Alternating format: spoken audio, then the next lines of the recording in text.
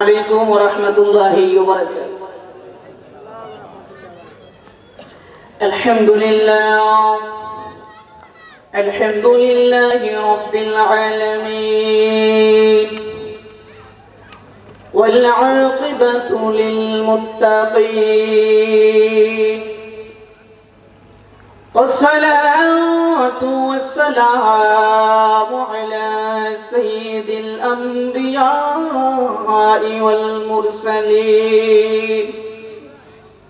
وعلى آله وأصحابه وأهل بيته مولانا محمد وعلى آله سيدنا لا إله إلا لا إله لا إله لا إله لا إله لا إله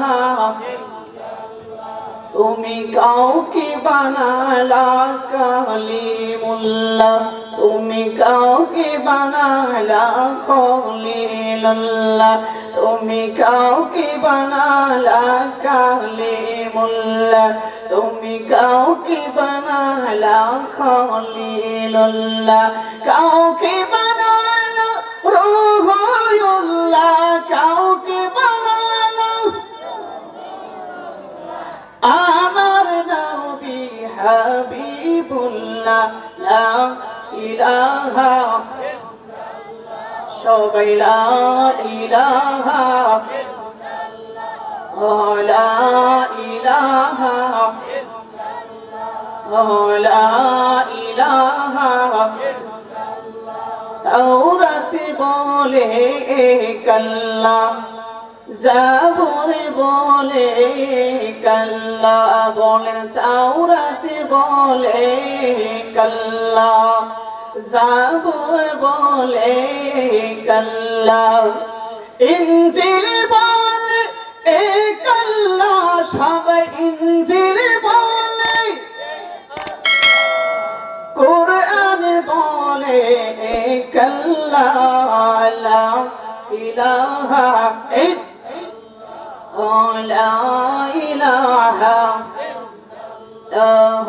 لا إله لا إله إلا الله محمد رسول الله صلى الله عليه وسلم. الحمد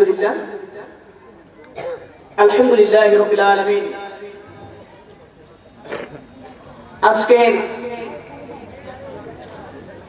গোমটিয়া জাবালে নূর নুরানি ইন্টারন্যাশনাল হাফিজিয়া মাদ্রাসা ও এতিমখানার থেকে প্রথম বার্ষিক সুন্নি মহাসম্মেলন,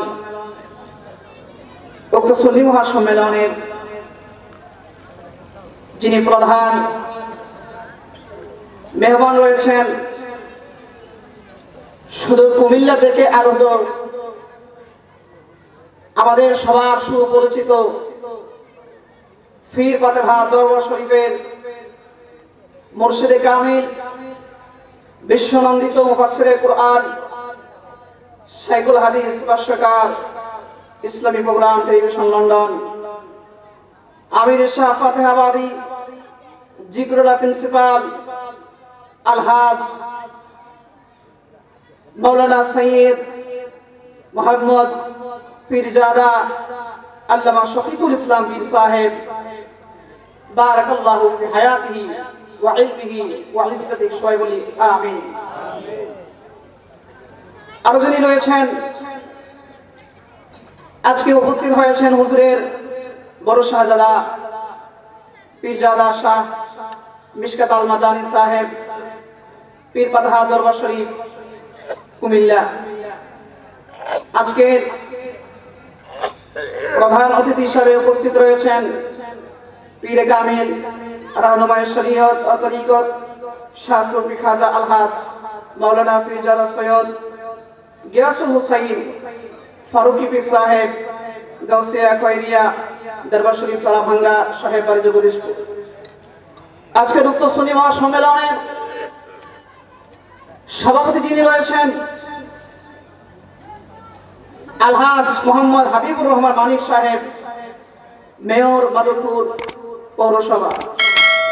সহসভাপতি রয়েছেন অনেকের নাম, এবং আজকের আমার আগে যে সুনীল কণ্ঠে ইসলামী সুন্দর কোরআন ভিত্তিক আলোচনা করেছেন হযরত মাওলানা আনিসুর রহমান সুন্নি আল কাদের সাহেব, এবং আজকের অসংখ্য আমন্ত্রিত উলামায়ে কেরাম রয়েছেন, আল্লাহ সবাইকে কবুল করুক, সবাই বলি আমিন। এবং আজকের এই মাহফিল ব্যবস্থাপনা বৃন্দ, তার মধ্যে যারা রয়েছেন, প্রথমেই আমার উস্তাদ হযরত মাওলানা হাফেজ কারি আবুল কাশেম আক্তার খান সাহেব, মাদ্রাসা প্রতিষ্ঠাতা করেছেন হুজুর এবং হুজুরের চাচা, এবং আরো যারা রয়েছেন এখানে মাহফিল ব্যবস্থাপনা, আল্লাহ সকলকে এই মাহফিল উসিলায় কবুল করুক এবং দুনিয়াবি কষ্টদায়ক জিনিস থেকে, বিপদ থেকে বাঁচে আখিরাতের কামিয়াবি দান করে, সবাই বলি আল্লাহুম্মা আমিন। পরিশেষে আমরা মহান রব্বুল আলামিনের দরবারে শুকরিয়া আদায় করব যে আল্লাহ পাক রব্বুল আলামিন আজকের এই সুন্দর একটা রাত্রিতে বৃষ্টি আসছিল, কিন্তু মনে হচ্ছে আল্লাহর ওলির আগমনের কারণে আল্লাহ রাব্বুল আলামিন বৃষ্টি বন্ধ করে দিয়েছেন। আমরা বিশ্বাস করি কিনা? আল্লাহ রাব্বুল আলামিনের দরবারে লক্ষ কোটি শুকরিয়া আদায় করেছে। আল্লাহ তাআলা রাব্বুল আলামিন আমাদেরকে মুসলমান হিসেবে কবুল করেছেন, সবাই বলি আলহামদুলিল্লাহ।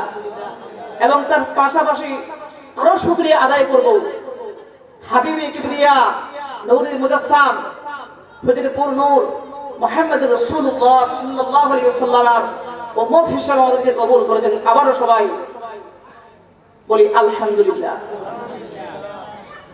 আমাদের শুকরিয়া আদায় করে শেষ করা যাবে না। কেন? কারণ হচ্ছে আল্লাহ রাব্বুল আলামিন আমাদেরকে যা দিয়েছেন, প্রথমে আমি একটা আয়াতে কারিমা তেলাওয়াত করেছিলাম, লা ইন শাকারতুম লা আযীদান্নাকুম ওয়া লা ইন কাফারতুম ইন্না আযাবি লাশাদীদ। আল্লাহ বলছেন, বান্দা, আমার বান্দীগণ, তোমরা, আমি যে তোমাদেরকে নিয়ামত দান করেছি, অনেক কিছু তোমাদেরকে আমি দান করে দিয়েছি, তোমরা তা পেয়ে খুশি হয়ে শুকরিয়া আদায় করো। কারণ শুকরিয়া যখন তোমরা আদায় করবা, তোমাদের নিয়ামত, তোমাদের ইজ্জত, তোমাদের ধন দৌলত, সম্মান আল্লাহ রাব্বুল আলামিন বাড়িয়ে দিবেন, বলে সুবহানাল্লাহ। আর যদি তোমরা তা থেকে মুখ ফিরিয়ে নাও, মনে রেখো তোমাদের কাছ থেকে আমি নিয়ামতগুলো উঠাই নিব। তাতেই শুধু শেষ নয়, তোমাদের জন্য রয়েছে পরকালে নিশ্চয় ইন্না আযাবি লাশাদীদ, শাস্তি ভয়ঙ্কর থেকে ভয়ঙ্করতম শাস্তির ব্যবস্থা, বলি নাউযুবিল্লাহ। এই জন্য আমাদেরকে শুকরিয়া আদায় করতে হবে সুখে দুঃখে সর্বসময়ে। কারণ এই শুকরিয়া যখন আমরা আদায় করব, আমাদের লাইফ, আমাদের জীবন, আমাদের সামাজিকতা সবকিছু নিয়ামতে ভরপুর করে দেবেন কে? আল্লাহ দিবেন। এখন আসেন, এই সারা পৃথিবী, ভূমণ্ডল না ভূমণ্ডল, যা কিছু রয়েছে, আল্লাহ বলেন, বান্দা, সব কিছু আমি বানিয়েছি তোমাদের উপকারের জন্য, তোমার ভালোর জন্য, আর আমি আল্লাহ তোমাকে সৃষ্টি করেছি আমার ইবাদতের জন্য, বলি সুবহানাল্লাহ। এই জন্য যেদিকেই তাকাবা আমার সৃষ্টি দেখতে পাবা, তোমার উপকারের জন্য আমি সৃষ্টি তৈরি করেছি। এই কানায় কানায় ভরপুর পৃথিবী, প্রত্যেকটা সৃষ্টি আমি আল্লাহকে মানে, মানুষ তোমাদেরকে পৃথিবীতে প্রেরণ করেছি যখন তোমরা আমি আল্লাহর দাসত্ব করবা, আমি আল্লাহর গোলামিতে তোমরা থাকবা, তখন পৃথিবীর সব কিছু তোমাদের হয়ে যাবে বলি সুবহানাল্লাহ। এই জন্য আমাদের সবকিছু সুখে থাকি দুঃখে থাকি সর্বসময়ে আমরা কি করব? আলহামদুলিল্লাহ। এই জন্য আমাদের সব সময় এনি টাইম আল্লাহ শুকরিয়া আদায় করতে হবে। হযরত সুলাইমান আলাইহিস সালাম নদীর পাড়ে বসে রয়েছেন, হঠাৎ করে দেখতেছেন ছোট্ট একটি পিপীলিকা তার গুটি গুটি পায়ে হেঁটে যাচ্ছে এই নদীর পাড়ে। হযরত সুলাইমান আলাইহিস সালাম উনি ভাবলেন, দেখি তো পিপীলিকাটা কোথায় যাচ্ছে। উনি তাকেই দেখলেন, নদীর পাড়ে যাওয়ার পর একটা ব্যাঙ ওই পিপীলিকাটাকে তার মুখের ভিতরে গ্রাস করে ফেলেছে। সুলাইমান আরো অবাক হয়ে গেলেন, এই পিপীলিকাটাকে গ্রাস করে ফেললো ব্যাঙ। কিছুক্ষণ পর আবার উনি তাকিয়ে দেখলেন, এই ব্যাঙটা এই পিপীলিকাটাকে আবার পানির নিচ থেকে সে উপরে নদীর পাড়ে আবার ভাসিয়ে দিয়ে জমিনে ছেড়ে দিয়েছে বলে সুবহানাল্লাহ। তখন তিনি এই পিপীলিকাটাকে ডাক দিলেন, এদিকে আসো। একটা কথা মনে রাখবেন, হযরত সুলাইমান আলাইহিস সালামকে আল্লাহ পাক রব্বুল আলামিন মানুষের ভাষা এটা তো বুঝতে নেই, উনি যেহেতু মানুষ ছিলেন তার পাশাপাশি উনি পিপীলিকার ভাষা বুঝতেন, পশু পাখির ভাষা বুঝতেন। ওনার এই ক্ষমতা আল্লাহ রাব্বুল আলামিন দিয়েছিলেন। ডাক দিলেন পিপীলিকাকে, পিপীলিকা আসলো। আসার পর বলতেছে, হুজুর আপনি আমাকে ডেকেছেন? হযরত সুলাইমান আলাইহিস সালাম পিপীলিকাকে বললেন, ওরে পিপীলিকা, আমি দেখলাম তুমি দূর থেকে এসে এই নদীর পাড়ে দাঁড়িয়েছো। হঠাৎ করে একটা ব্যাঙ তোমাকে গ্রাস করে ফেলেছে। গ্রাস করার পরে তোমাকে পানির নিচে নিয়ে গিয়েছে। কিছুক্ষণ পর আবার পানির নিচে থেকে উঠাই দিল। কোথায় গিয়েছিলা তুমি?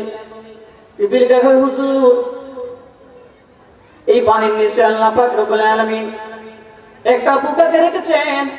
ওই পোকাটা অন্ধ, বের হতে পারে না। তার খাবারের নিচে আল্লাহ রাব্বুল আলামিন আমার উপরে দায়িত্ব দিয়েছেন। আমি তো পিপীলিকা পানির মধ্যে গেলে মারা যাবো, পানির নিচে যেতে পারি না।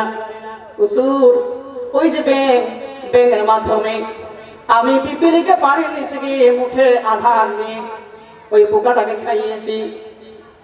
এই জন্য আমি পানির নিচ থেকে আবার ব্যাঙের মুখের থেকে উঠলাম। সুলাইমান আলাইহিস সালাম বলেন, পিপীলিকা রে, পিপীলিকা তুমি যে ওই পোকার জন্য খাবার নিয়ে গিয়েছিলাম, যখন খাবারটা তুমি তার মুখে পৌঁছে দিয়েছ, ওই পিপীলিকার জবান থেকে কি তুমি কোনো কিছু শুনতে পেয়েছো কিনা? পিপীলিকাটা, হুজুর আমি যখন আমার মুখে করে খাবারটা নিয়ে পানির নিচে গেলাম ব্যাঙের মাধ্যমে, পোকাটাকে খাবার খাওয়ালাম। খাবার খাওয়ার পরে আমি দেখি পিপীলিকাটা বলছে, ওই পোকাটা বলছে খাবার খাওয়ার পর আলহামদুলিল্লাহ। সুবহানাল্লাহ বলেন। কি বলছে? আলহামদুলিল্লাহ। কারণ কি? সে অন্ধ, খেতে পারে না, বের হতে পারে না। এই পিপীলিকার মাধ্যমে পানির নিচে ব্যাঙের মাধ্যমে খাবার পৌঁছে দিয়েছে কে? আল্লাহ। হযরত সুলাইমান আলাইহিস সালাম বুঝতে পেরেছেন। তারপর সুলাইমান আলাইহিস সালাম বললেন, পিপীলিকা রে, ওই পোকার মুখে আলহামদুলিল্লাহ শুনেছো, তারপর আর কি কি শুনেছো? পিপিলি কয় হুজুর আমি যখন ওনার জন্য খাবার নিয়ে গেলাম উনি ওই ফুটকাটা দেখি তার মুখে থেকে আল্লাহ আল্লাহ নামের জিকির বের হয়ে গিয়েছে। সব সময় আল্লাহ নামের জিকির করে। এই ঘটনা থেকে আমাদের শিক্ষা কি? এই ঘটনা থেকে আমাদের কি পেলাম? এইটার মধ্যে থেকে আমাদের শিক্ষা হলো আমরা সুখে থাকি দুঃখে থাকি, ওই পোকাটা তার চোখ নেই কিন্তু আল্লাহ রাব্বুল আলামিন পানির নিচে ব্যাঙের মাধ্যমে পিপিলিকার মাধ্যমে খাবার পৌঁছে দিয়েছেন। তাহলে বলেন আমরা হলাম আশরাফুল মাখলুকাত, সৃষ্টির সেরা জীব মানুষ।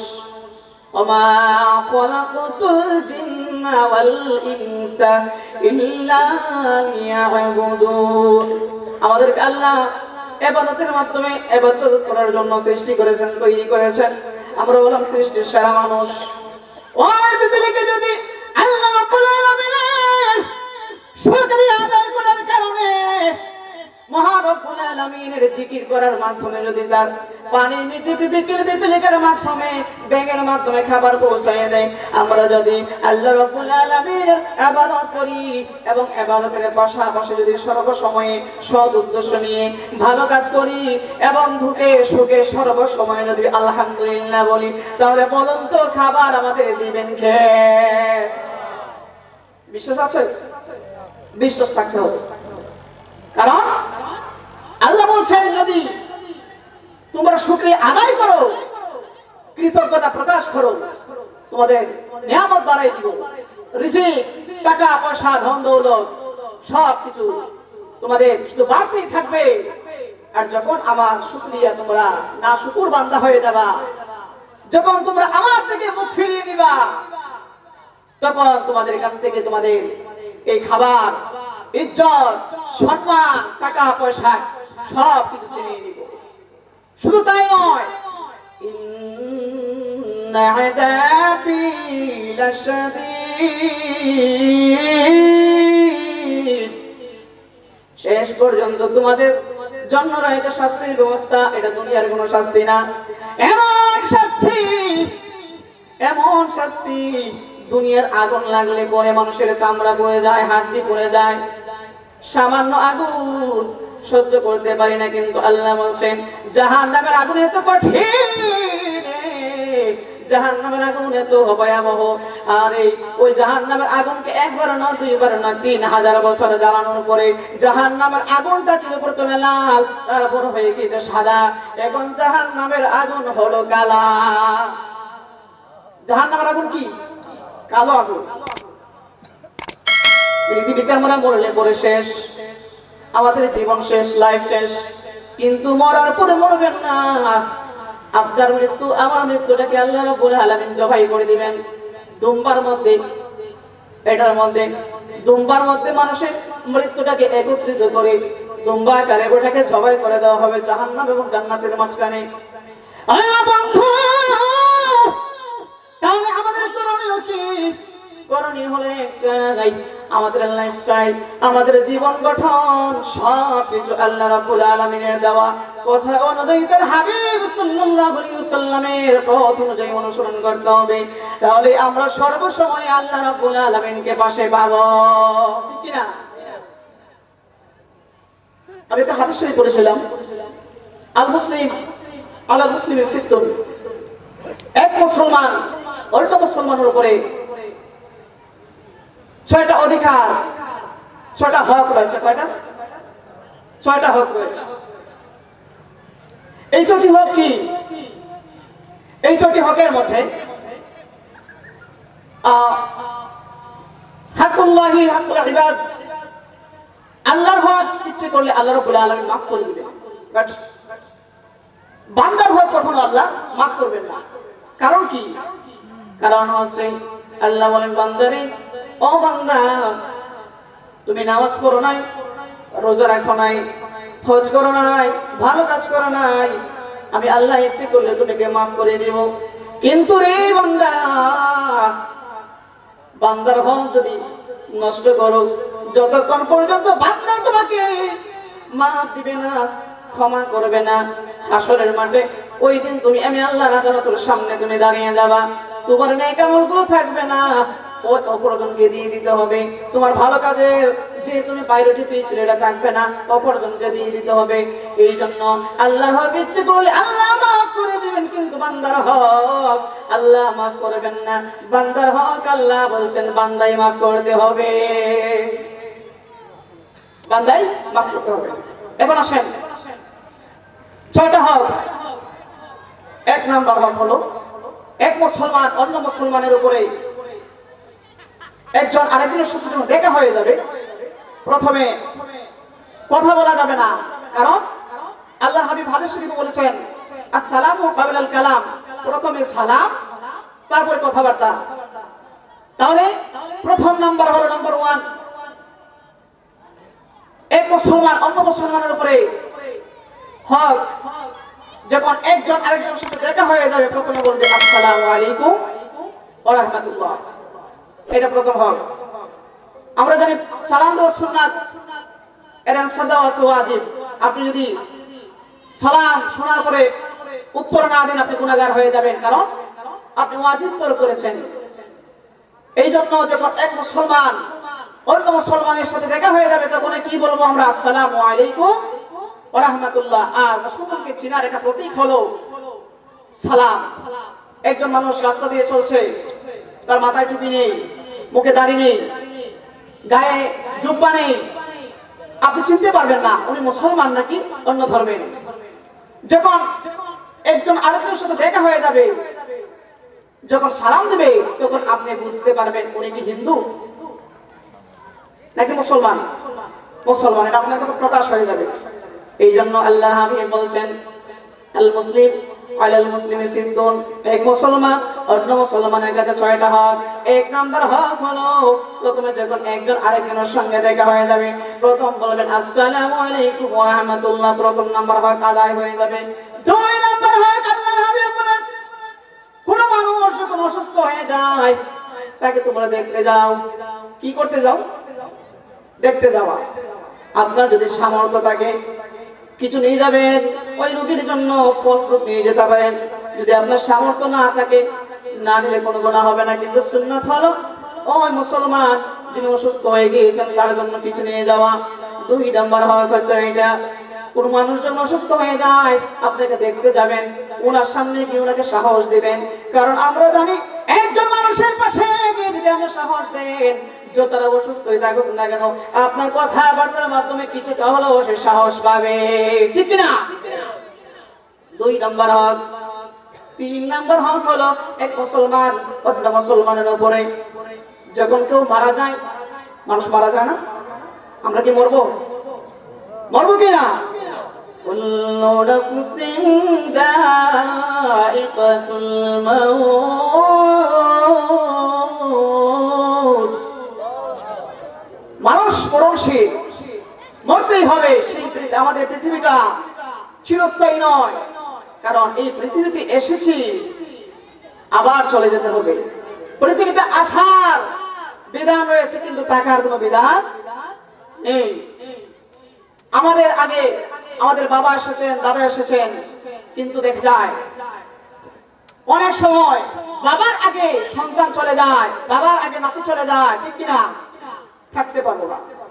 এই জন্য 3 নাম্বার হক হলো একজন মুসলমান যখন অসুস্থ হবে আপনি তাকে দেখতে যাবেন, সামর্থ্য থাকলে কিছু নিয়ে যাবেন। 4 নাম্বার হক, একজন মানুষ আপনার যদি দাওয়াত করে না, আপনি যখন দাওয়াত দিবেন, ইনভাইট করবে ওনার বাসায় খাওয়ার জন্য, আপনি দাওয়াতটাকে কবুল করবেন। কিন্তু ওইখানে আরেকটা জিনিস আছে, একজন দাওয়াত করলে শুধু দাওয়াত মেনে নিতে পারবেন না, কারণ একজন মানুষ ঘুষ খায়, সুদ খায়, আপনি জানেন তার টাকা অবৈধ টাকা। ওই মানুষ যদি আপনাকে দাওয়াত করে ওনার বাসায় খাওয়ার জন্য, আপনি না করতে হবে, এই দাওয়াত কবুল করবেন না। আল্লাহর হাবিব বলেছেন এই দাওয়াত কবুল করা ওয়াজিব নয়, এই দাওয়াত কবুল করা হলো হারাম, অবৈধ টাকা যেটা, ঠিক না? এই জন্য মানতে হবে এই হারাম দাওয়াত খাওয়া যাবে না, হারাম বক্ষণ করা যাবে না, কারণ হারাম বক্ষণ যদি আপনি করবেন, ইবাদত করবেন, আপনার ইবাদত কিয়ামত পর্যন্ত যদি আপনার হায়াত পান কবুল হবে না। এই জন্য আমাদের হারাম থেকে বেঁচে থাকতে হবে, হালাল পথে আমাদের চলতে হবে, হালাল খেতে হবে, তাহলে আমাদের রক্ত মাংস ব্লাড যেগুলো রয়েছে সবগুলো হারাম থাকবে না, হালাল থাকবে। এই হালাল দিয়ে যখন আমরা ইবাদত করব, মহান রব্বুল আলামিনের কাছে যখন দোয়া করব, তখন আমাদের দোয়া কবুল হবে কিনা? অবশ্যই হবে ইনশাআল্লাহ। তাহলে আসেন 4 নাম্বার হলো একটু হারাম দাওয়াত কল হালাল দাওয়াত। হালাল দাওয়াত কবুল করা যাবে, কিন্তু হারাম দাওয়াত হচ্ছে ওইটা যিনি অবৈধ পয়সায়, অবৈধ রাস্তায় টাকা পয়সা ইনকাম করেন, আপনি জানতে পেরেছেন। 5 নাম্বার হলো একজন মানুষ যখন আপনার সাথে আপনার কাছে সৎ পরামর্শ চাইবে অথবা পরামর্শ চাইবে, যে কোনো রকমের ভালো পরামর্শ, আপনি যেটা পছন্দ করেন আপনি নিজের জন্য, অন্য একজন মুসলমান ভাইকে আপনি সেই সৎ পরামর্শ দিতে হবে। আমাদের কাছে যখন মানুষ পরামর্শ চায়, তাকে সৎ পরামর্শ দিব দূরের কথা, আরো গর্তের ভিতরে ফেলে দেয়, ঠিক না? আমাদের এই অভ্যাস আছে না? আছে। কারণ কি, আমরা মানুষ জানি একজন আরেকজনকে নিচে ফেলতে পারলে, গর্তে ফেলতে পারলে আমরা আনন্দ পাই, মজা পাই। কিন্তু আল্লাহ বলছেন, বান্দা এই দুনিয়ার মজাটাই তুমি পাবা, পরকালে এই মজার জন্য তোমার জন্য রয়েছে সাজা, ঠিক কিনা? 5 নম্বর হলো আপনাকে যখন কেউ বলবে হুজুর, অথবা আপনাকে জিজ্ঞেস করলো একটা পরামর্শ চাওয়ার জন্য, আপনি ভালো পরামর্শ দিবেন। আপনার নিজের জন্য আপনি ভালো মনে করেন, নিজের জন্য যেটা লাইক করেন, পছন্দ করেন, সেই পরামর্শ অন্য মানুষকে দিতে হবে। কারণ হচ্ছে এই 6টা হকের মধ্যে এই হলো 5 নাম্বার হক। বলি সুবহানাল্লাহ। 6 নাম্বার হক হলো আমরা যখন হাসি দেই অথবা অন্য কেউ যখন হাসি দেয়, যিনি হাসি দিবেন উনি বলবে বলেন আলহামদুলিল্লাহ। হাসি দেওয়ার পর কি বলেন? আলহামদুলিল্লাহ বলেন কিনা? আলহামদুলিল্লাহ বলতে হবে। কারণ কি? আলহামদুলিল্লাহ বলার কারণ হলো এটাই, আল্লাহ শুকরিয়া আদায় করা। এক বিজ্ঞানী, তারা অনেকগুলো বিজ্ঞানী গবেষণা করে, এই যে মানুষ হাসি দেয়, মুসলমান যখন হাসি দেওয়ার পরে আলহামদুলিল্লাহ বলে, এটার উপর রিসার্চ করেছে যে মুসলমান কেন হাসি দেওয়ার পরে আলহামদুলিল্লাহ বলে, কারণটা কি? তারা রিসার্চ করার পর পেল, একজন মুসলমান যখন হাসি দেয়, এই হাসি থেকে অথবা যে কোনো মানুষ যখন হাসি দেয়, এই এক হাসিতে তার দেহ থেকে 3500 রূপ বের হয়ে যায়। কয় হাজার? 3500 রূপ বের হয়ে যায়। তখন বুঝতে পারলো মুসলমান এমনিতে আলহামদুলিল্লাহ বলে না, কারণ তার দেহ থেকে একবার হাসি দেওয়ার পর যখন 3500 রূপ বের হয়ে যায়, তখন সে নিশ্চিত করে আলহামদুলিল্লাহ। এই জন্য 6 নম্বর হক হলো একজন মুসলমান যখন হাসি দিব, তো আপনি হাসি দিবেন, আপনি বলবেন আলহামদুলিল্লাহ। আপনার পাশে যিনি থাকবেন, আপনার পাশে যিনি শুনবেন, উনি বলবে ইয়ারহামুকাল্লাহ। কি বলবেন? বলেন না, ইয়ারহামুকাল্লাহ বলবেন। কারণ 6টা হকের মধ্যে এই 6 নম্বর হক হলো যিনি শুনবেন উনি বলতে হবে ইয়ারহামুকাল্লাহ, ওনার উপরে হক এটা রয়ে যায়। উনি যদি ইয়ারহামুকাল্লাহ না বলে, উনি গুনাহগার হয়ে যাবে। বলি নাউজুবিল্লাহ। মদিনা আমার জান, মদিনা আমার প্রাণ, মদিনা আমার জান, মদিনা আমার প্রাণ। মদিনা মদিনা বলে, মদিনা মদিনা বলে কাঁদি সারাক্ষণ, মদিনা আমার জান। সবাই মদিনা আমার প্রাণ, মদিনা আমার জান। ওই মদিনা দয়াল নবী শুয়ে আছেন, উম্মতে উম্মতে আজ তিনি কাঁদেন, ঠিক না? আজও নবীজি কাঁদেন। কারণ কি? উম্মতকে অনেক ভালোবাসেন। ওই মদিনার ধুলাবালি, ওই মদিনার ধুলাবালি বুকেতে রাখবো বলেন, ওই মদিনার ধুলাবালি চোখেতে রাখব। মদিনা আমার জান, মদিনা আমার প্রাণ, মদিনা আমার জান, মদিনা। আল্লাহুম্মা সাল্লি আলা সাইয়্যিদিনা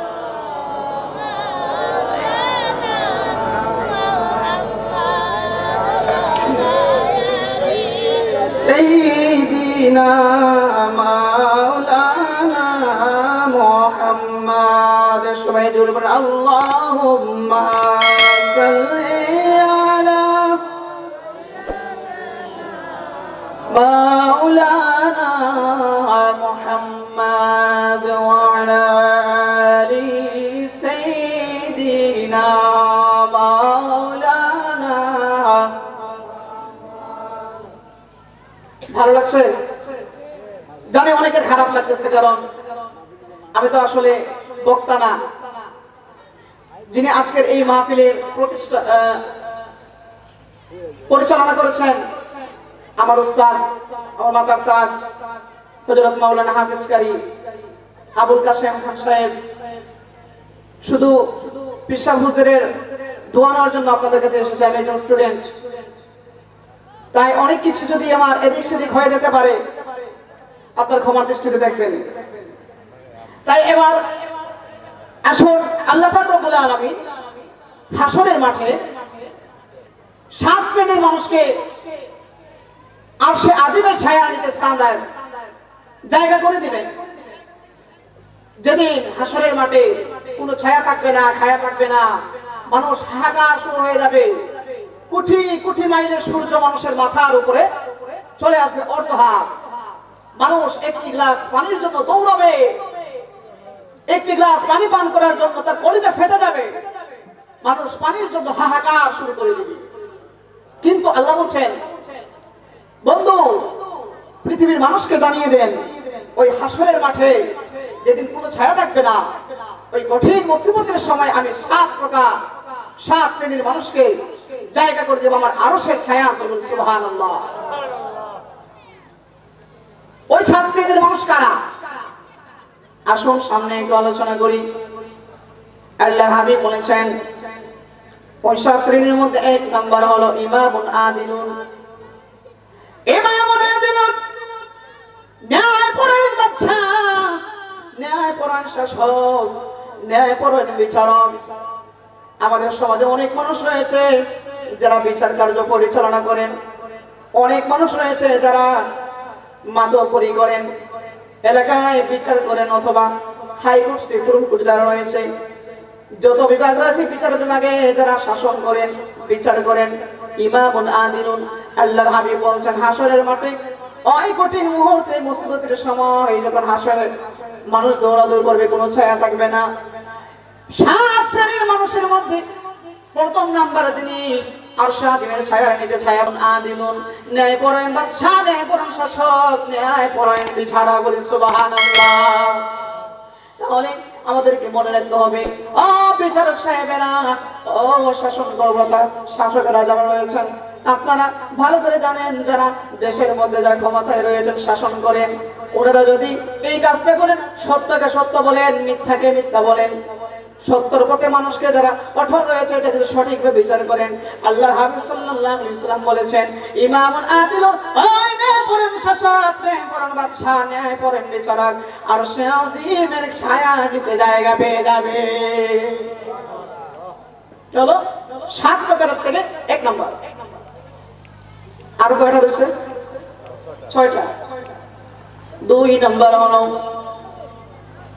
وشاب نشأ في عبادة الله وشاب نشأ في عبادة الله যে যুবক তার সময়টাকে তার লাইফটাকে আল্লাহর ইবাদতের মাধ্যমে কাটিয়ে দিয়েছে ইচ্ছে করলে সে একজন যুবক তার মদের আড্ডাখানায় পড়ে থাকতে পারে জিনা ব্যভিচারে লিপ্ত হয়ে থাকতে পারে রাস্তায় রাস্তায় হাইজাকার মানুষকে অন্যায়ভাবে চিটিং করতে পারে তার কাছ থেকে আত্মসাৎ করতে পারে কিন্তু আল্লাহর হাবিব বলেছেন ওয়াশাবুন নিসা ফি ইবাদাতিল্লাহ একজন যুবক তার যখন যৌবন অবস্থায় তার সময়কালে যখন সে সব কিছু ছেড়ে দিয়ে আল্লাহর রাস্তায় যখন তার সময়টাকে অতিবাহিত করবে ইবাদত করবে আল্লাহর হাবিব বলেছেন ওয়াশাবুন নিসা ফি ইবাদাতিল্লাহ ওই যুবককে আল্লাহ রাব্বুল আলামিন হাসরের মাঠে ওই আরশে আজিমের ছায়ার নিচে জায়গা করে দিবেন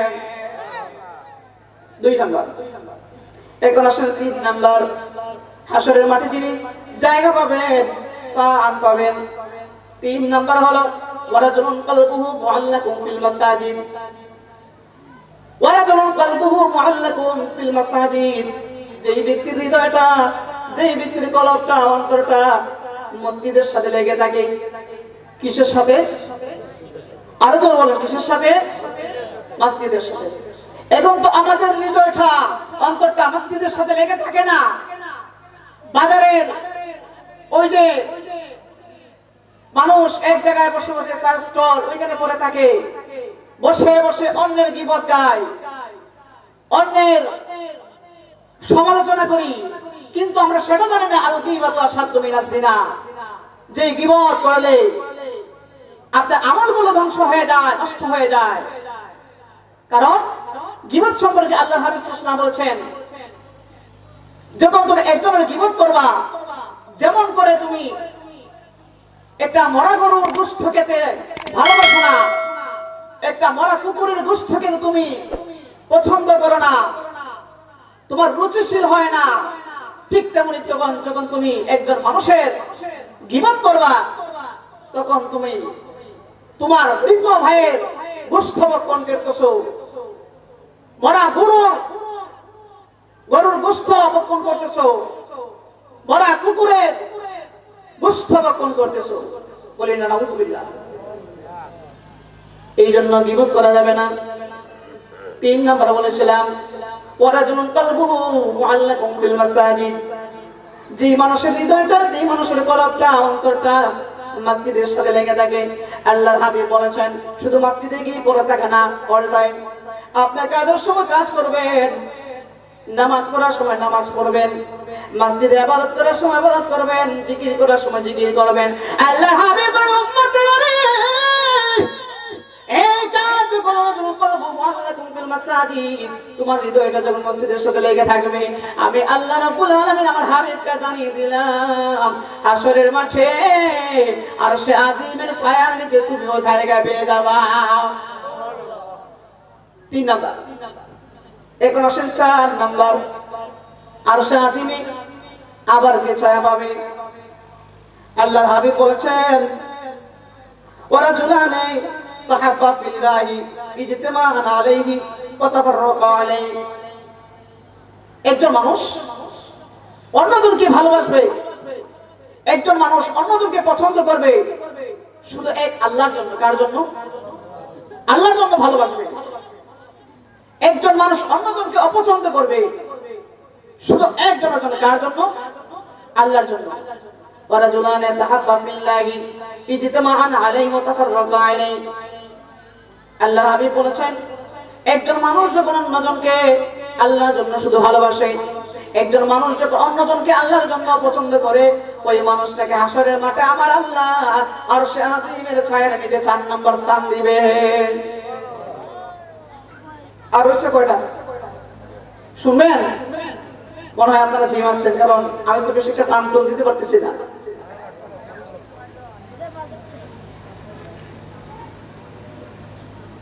চারটা বললাম, এখন আসুন 5 নাম্বার। 5 নাম্বার হলো ওয়ারাজুলুন দাআওয়াতহু ইমরাআতুন যাতা মানসাবিন ওয়া জামালিন ফাকালা ইন্নী আখাফুল্লাহ, একজন মহিলা সুন্দরী রমণী কাউকে, কোন যুবককে গুনাহের জন্য তার প্রতি আকৃষ্ট করলো, উৎসাহ দিল, কিন্তু এই যুবক অথবা ওই মানুষ সে বলল ইন্নী আখাফুল্লাহ, আমি আল্লাহকে ভয় করি, এবং ওই মহিলার প্রস্তাব সে প্রত্যাখ্যান করলো। তখন আল্লাহ বলেন হাবিব পৃথিবীর মানুষকে জানিয়ে দেন ওই 5 নাম্বার স্থানে আমি ওই মানুষগুলোকে হাশরের মাঠে স্থান দিব। বলে সুবহানাল্লাহ।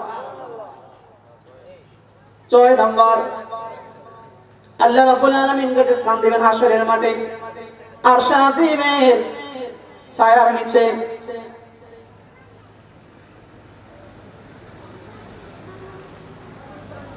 ওয়ারাজুলান তাসাদদাকা বিসাদাকাতিন ফাআখফাহা হাত্তা লা তা'লাম শিমালুহু মা ইয়ামিনু, একজন মানুষ যখন সে দান করবে, সদকা করবে, যে কোনো মানুষ মসজিদে করুক, মাদ্রাসায় করুক, এতিমখানায় করুক, গরিব দরিদ্র ফকির মিসকিনকে দান করুক।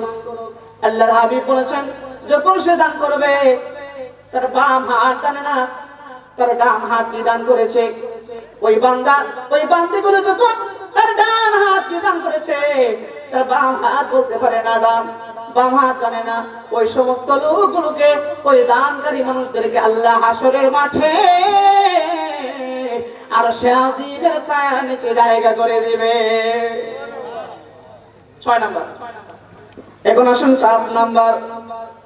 ওয়ারাজুলুন যাকারুল্লাহ খালিয়ান ফাকাদাত আইনা, মুত্তাফাকুন আলাইহি। আল্লাহর হাবিব বলেন 7 নম্বরের দিনে হাসরের মাঠে জায়গা পাবে কোটি কোটি মাইলের সূর্য যখন উপরে চলে আসবে, কলিজাটা ফেটে যাবে রে।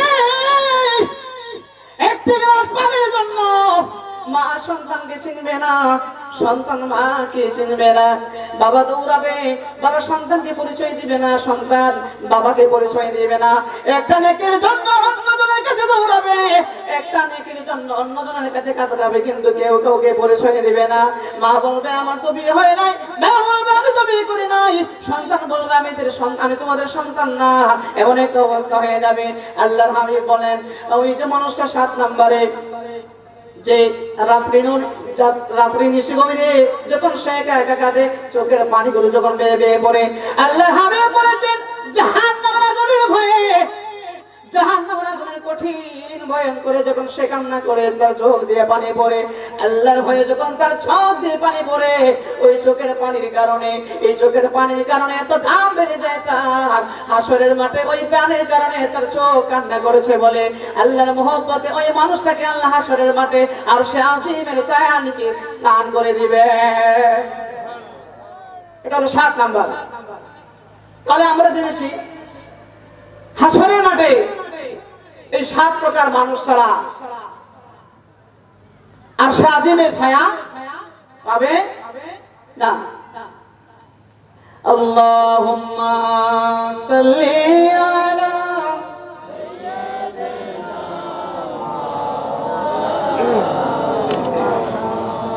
ওয়া আলা আলি সাইয়্যিদিনা মাওলানা। নবী গো আপনার ভালোবাসায়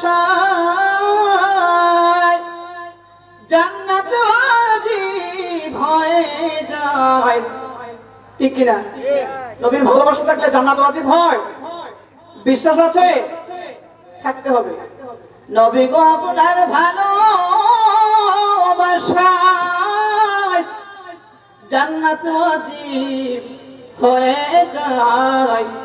নবী গো আপনার ভালোবাসায় জাহান্নাম হারাম হয়ে যায়। আল্লাহুম্মা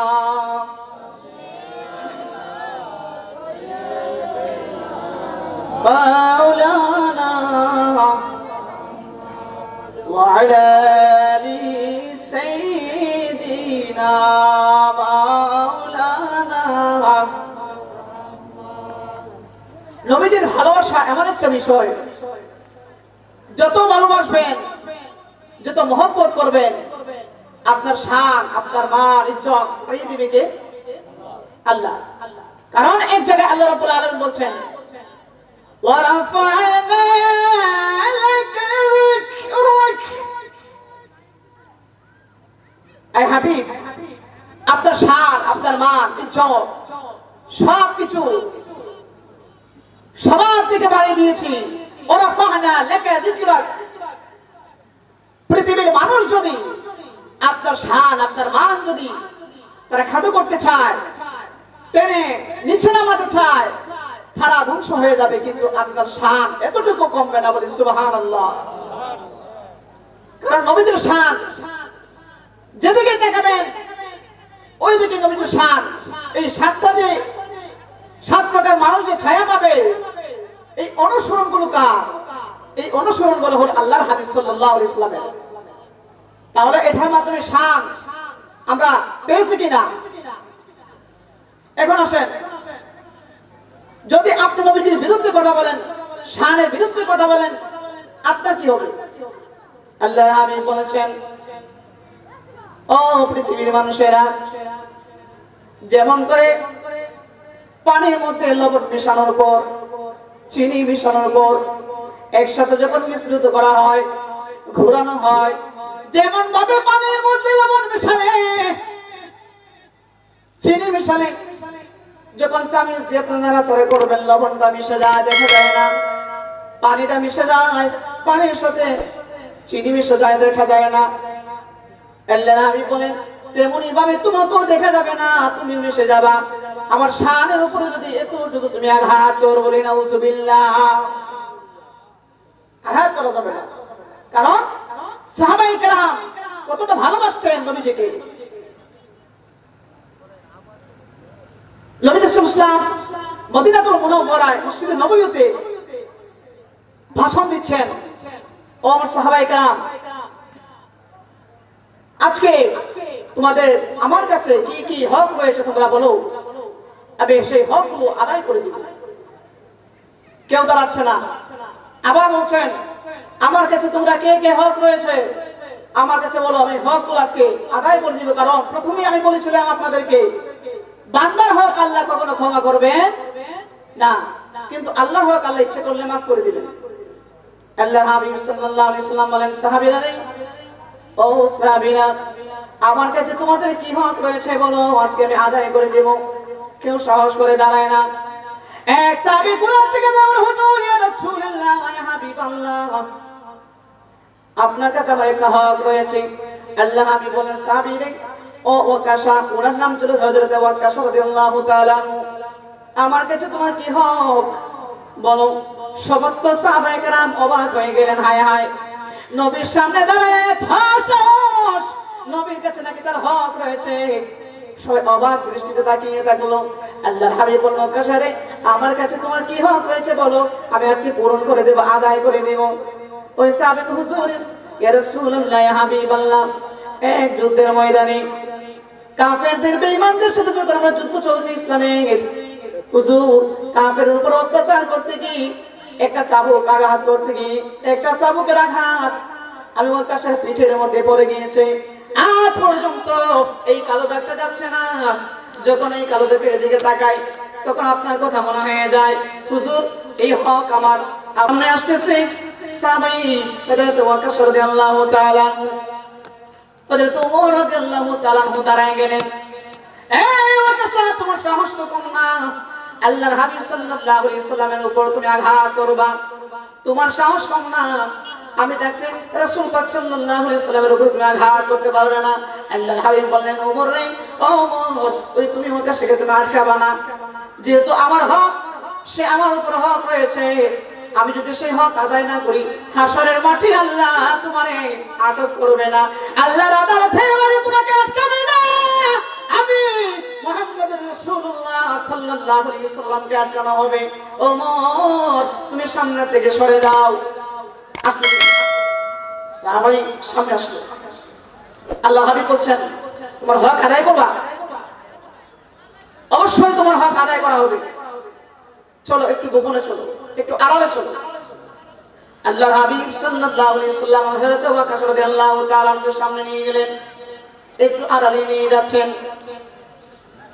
হযরত ওয়াকাশা রাদিয়াল্লাহু তাআলা আনহু বলছেন, হুজুর, আমার হক আমি আদায় করব। আল্লাহর হাবিব বলেন, ওয়াকাশা রে, তুমি আদায় করে নাও। ওয়াকাশাকে, হুজুর, ইয়া রাসূলুল্লাহ, ইয়া হাবিবাল্লাহ, আমার পিঠে যখন আপনি আঘাত করেছিলেন, আমার পিঠের মধ্যে তখন কাপড় ছিল না, জামা ছিল না। হুজুর, আমিও আপনার পিঠে জামা দেখতে যাচ্ছি না, আপনার জামাটা একটু উঠান। ওমর কয়, ওয়াকাশা রে, তোমার সাহস তো বেড়ে গিয়েছে, তোমার এত বড় স্পর্ধা, এখন রাসূল সাল্লাল্লাহু আলাইহি ওয়াসাল্লামের জামা পর্যন্ত খুলতে যাচ্ছ।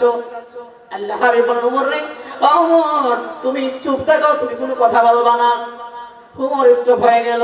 আল্লাহর হাবিব সাল্লাল্লাহু আলাইহি ওয়াসাল্লাম একটু আড়ালে গেলেন। আড়ালে যাওয়ার পর আল্লাহর হাবিব সাল্লাল্লাহু আলাইহি ওয়াসাল্লাম ওয়াকাশাকে বললেন, সাহাবী বললেন, তুমি আমার পিছন দিকে দাঁড়াও। আল্লাহর হাবিব সাল্লাল্লাহু আলাইহি ওয়াসাল্লাম যখন নূরানি দেহ থেকে যখন নূরানি জামা মুবারক একটু উপরে তুললেন, পিঠের থেকে একটু উপরে উঠালেন, হযরত ওয়াকাশা আল্লাহর হাবিব বলছেন ওকাশা এবার তুমি আঘাত করো, তোমার প্রতিশোধ নাও, হক আদায় করো।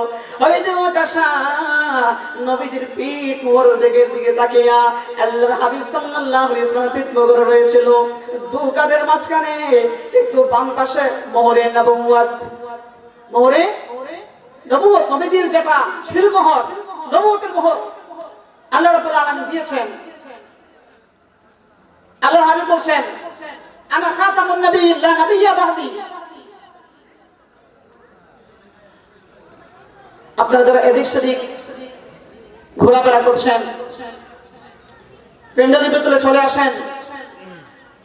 আল্লাহর ওলি আমাদের পীর কেবলা হুজুর আল্লামা পীরজাদা শফিকুল ইসলাম পীর সাহেব, উনি কিছুক্ষণের মধ্যে চলে আসবেন। আপনারা যারা বাহিরে কোনো ঘোরাফেরা করছেন, আল্লাহ মেহেরবানি করে প্যান্ডেলে চলে আসুন। আল্লাহ হাবিব সাল্লাল্লাহু আলাইহি ওয়াসাল্লাম বলছেন ওকাশা আমার পিঠের থেকে জামা মোবারক আমি উঠিয়েছি, এবার তুমি প্রতিশোধ নাও। হযরত ওকাশা রাদিয়াল্লাহু তাআলা নবীজির পিঠ মোবারকের পিছন দিকে গিয়ে যেখানে আল্লাহ রাব্বুল আলামিন তার হাবিবের মোহরে নবুয়ত দিয়েছেন, ওই মোহরে নবুয়তের মধ্যে জবান দিয়ে সুন্দর করে মহব্বত করে আদর করে নবীজির মোহরে নবুয়তে চুমু দিয়ে ফেলেছেন। আল্লাহর হাবিব বলছেন সাহাবী তুমি বলেছিলে আমার পিঠে আঘাত করবা, যুদ্ধের ময়দানে আমি আঘাত করেছিলাম, কিন্তু তুমি আঘাত করো না। আমার পিঠে পিঠ মোহরকে মোহরে নবুয়তে তুমি কেন চুমু দিয়েছো?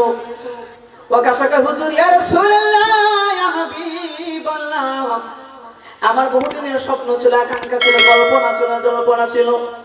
আমি শুনেছি গো হুজুর ইয়া রাসূলুল্লাহ ইয়া হাবিবাল্লাহ, আল্লাহ নাকি আপনার পিঠ মোহরকে মোহর নবুয়ত দিয়েছেন। এই মোহর নবুয়ত হাদিস শরীফের মধ্যে এসেছে কবুতরের ডিমের মতো।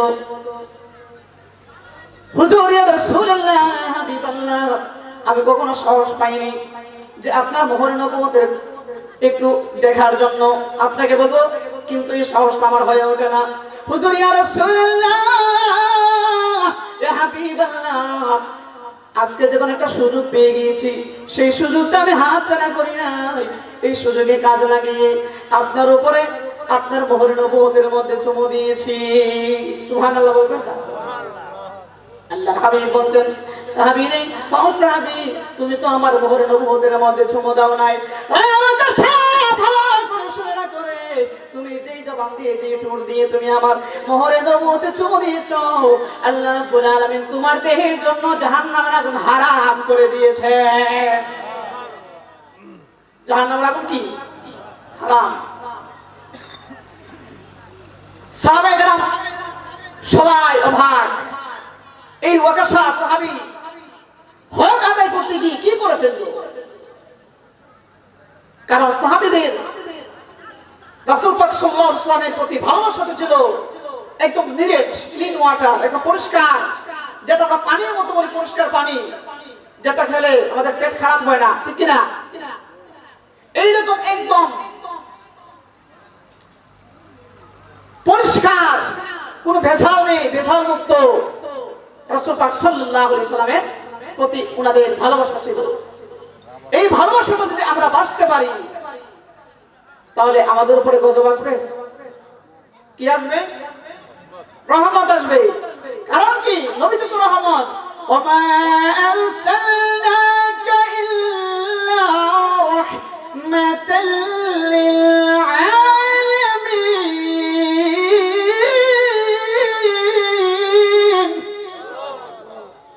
আল্লাহর হাবিব কি রহমত। কারণ উনি সারা গোটা পৃথিবীর জন্য রহমত। যত ভালোবাসবেন নবীজির রহমত, বরকত, মাগফিরাত সব কিছু আসবে। কারণ নবীজি সাল্লাল্লাহু আলাইহি ওয়াসাল্লামের যে রাস্তা দিয়ে যেতেন, এই রাস্তা দিয়ে যখন চলতেন, যে রাস্তা দিয়ে যেতেন, মানুষ তখন বুঝতে পারত এই রাস্তা দিয়ে হাবিবুল্লাহ আল্লাহ পাক আল্লাহ রাসূল সাল্লাল্লাহু আলাইহি ওয়াসাল্লাম গিয়েছেন। কারণ কি? কারণ হলো যেই রাস্তা দিয়ে আল্লাহর হাবিব চলতেন সেই রাস্তা সুগন্ধে ভরপুর হয়ে যেত। বলি সুবহানাল্লাহ। কেমন রহমত ছিলেন আল্লাহর হাবিব সাল্লাল্লাহু আলাইহি ওয়াসাল্লাম, যেই রাস্তা দিয়ে যাচ্ছেন, যেই রাস্তা দিয়ে গিয়েছেন, নবীজির পা মোবারকের নিচে যদি কোনো শক্ত পাথর থাকতো, এই পাথর আর পাথর থাকতো না, মুহূর্তের মধ্যে গলে মোমের মতো হয়ে যেত। বলি সুবহানাল্লাহ। কেমন নবী পেয়েছি আমরা। মুহাম্মাদের নাম জপেছিলি বুলবুলি তুই আগে, বলো। কারণ নবীজিকে যারা অনুসরণ করেছে, মহব্বত করেছে, তাদের সম্মান বাড়িয়ে দিয়েছে কে?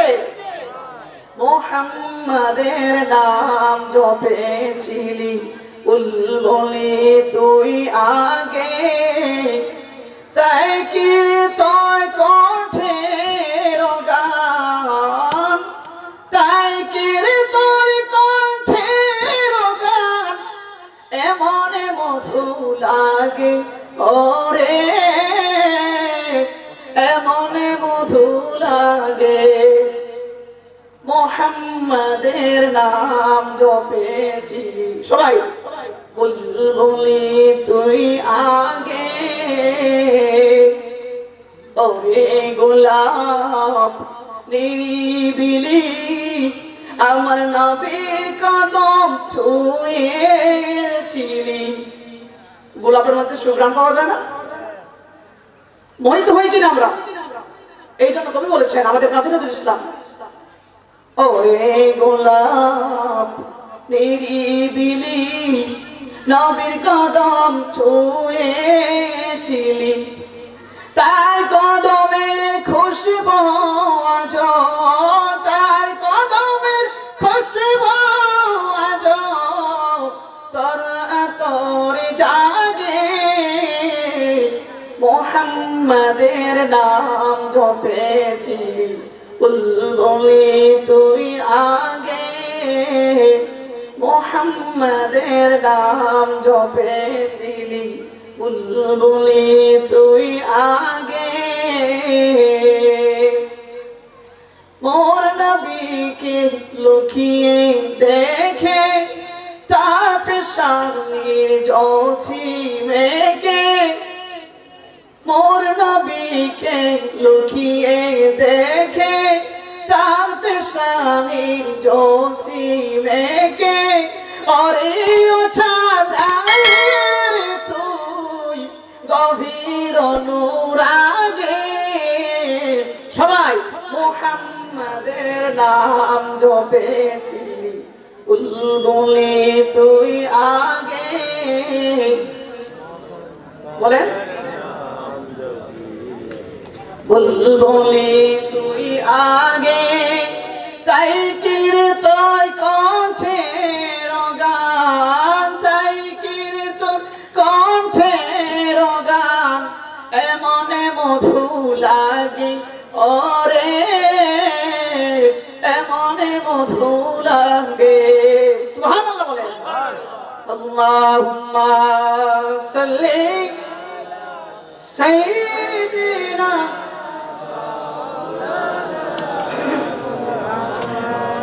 وعلى آل سيدنا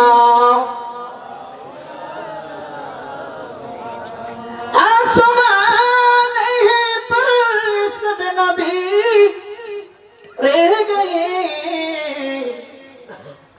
মানে এটার অর্থ হচ্ছে আসমানে আল্লাহ রাব্বুল আলামিন নবীজির যত সম্মান দিয়েছেন জমিনও দিয়েছেন। বলে সুবহানাল্লাহ। আসমানে লিখেছেন আহমদ, জমিনে রেখেছেন মুহাম্মদ সাল্লাল্লাহু। आसमान पर सब नबी रह गए, अर्शे आज़म पे पहुंचा हमारा नबी, सबसे आला वो आला हमारा नबी, सबसे आला वो आला हमारा नबी। আমাদের নবী সবচেয়ে বড়, সবচেয়ে কি? ইমামুল আম্বিয়া, ইমামুল মুরসালিন, যাকে সব নবীদের উপরে প্রাধান্য দিয়েছেন কে? আল্লাহ। কারণ আমার নবীকে আল্লাহ প্রথমে বলেছেন ওয়ামা আরসালনাকা ইল্লা রাহমাতাল লিল আলামিন, আপনাকে সমস্ত জাহানের জন্য রহমত হিসাবে প্রেরণ করেছি বলে সুবহানাল্লাহ। নবীজি যে রহমত, আরো অনেকগুলো শান রয়েছে নবীজি। কেমন করে? আল্লাহর হাবিব সাল্লাল্লাহু আলাইহি সাল্লাম একদিন হযরতে আবু হুরায়রা রাদিয়াল্লাহু তাআলা আনহু জিজ্ঞেস করলেন আল্লাহ রাসূল সাল্লাল্লাহু আলাইহি ওয়াসাল্লাম, হুজুর ইয়া রাসূলুল্লাহ, আমাকে ভালো কাজ করার একটু, যে কাজটা করলে পরে আমল নামায় সওয়াব লেখা হবে, নেকি লেখা হবে, একটা ভালো কাজের উপদেশ দেন। আল্লাহর হাবিব বলেছেন আজিরুল আযা আন তরিকিল মুসলিমিন। ও আবু হুরায়রা, রাস্তা দিয়ে যখন চলবা, রাস্তা দিয়ে যখন তুমি হাঁটবা, ডান দিকে হাঁটবা, এবং রাস্তা দিয়ে যখন মানুষ চলে তুমি চলো, ওই রাস্তায় যদি কোনো কিছু পড়ে থাকে, অনেক কিছু পড়ে থাকে না, ইট, গাছের ডাল, অনেক কিছু মানুষ, যেটা মানুষ কষ্টদায়ক হয়, এই জন্য আল্লাহ বলছেন আজিরুল আযান তরিকিল মুসলিমিন। ও সাহাবী, রাস্তা দিয়ে কোন মানুষ যায়